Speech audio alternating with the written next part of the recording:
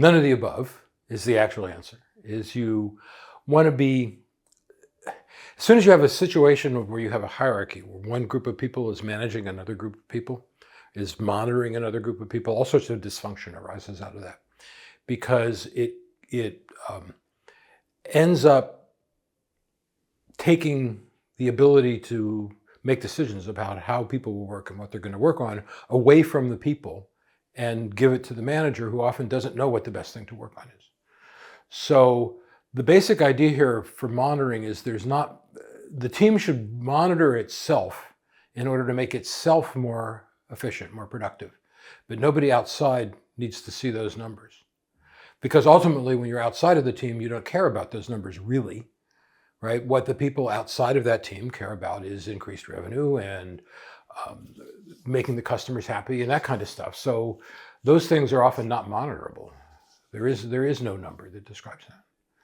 So nobody should be doing the monitoring, or rather everybody should be doing the monitoring. Let's put it that way.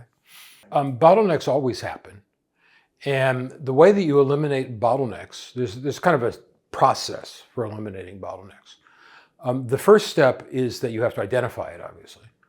The second step is that you have to optimize the use of the bottleneck as much as possible. You've got to focus on optimizing the time that the bottleneck requires to do their work so they can do it faster.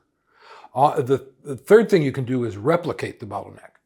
So if you have one bottleneck that's doing, database modification, then you can introduce a second person that can do database modification, and that will release the pressure on the bottleneck.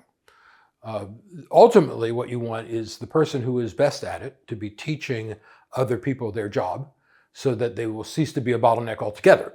In other words, if everybody in the company knows how to do what the bottleneck does, then you don't have a bottleneck anymore, because the work is not all piling up behind one person. So generally speaking, that's got little or nothing to do with slack time, right? They're separate issues in a sense. The slack time is saying that the bottleneck, him or herself, should have a lot of slack time on their schedule, probably more than usual. I would argue that a bottleneck probably needs 50 or 60% slack time in their schedule, because lots of unknown random stuff is coming in.